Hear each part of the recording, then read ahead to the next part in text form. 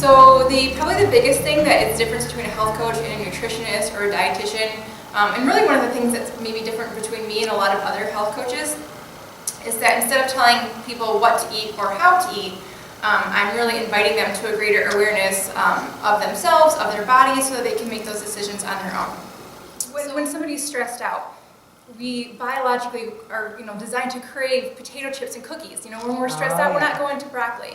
So I can tell somebody all day long, eat more broccoli, less cookies, but really until we go in and address what are those sources of stress, whether it's emotional stress, physical stress, chemical stress, until we really get in there and find out what's going on and help that person learn how to care for themselves, the rest of it's sort of secondary.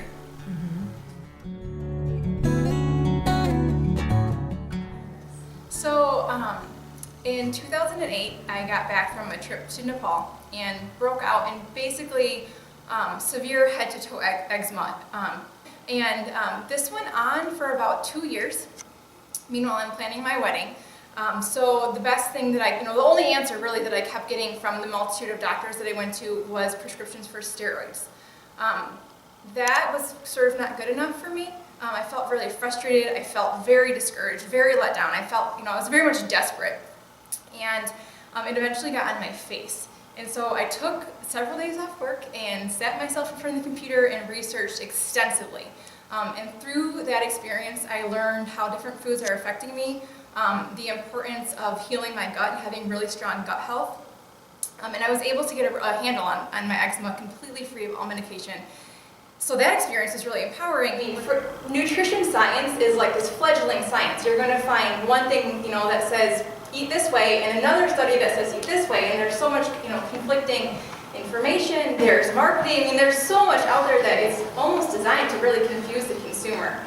So having a health coach navigate that world with you makes it a lot easier. Food is not just food. There's it's social, it's emotional, it's it's cultural. Yes, it's identity. And I think that's where that's where people, professions that are just looking at what you're eating are really missing the boat, because we don't live in a vacuum. It's all of those things, and if you only look at one little piece of that puzzle, you're really missing out on how an individual person navigates that world and interacts with food.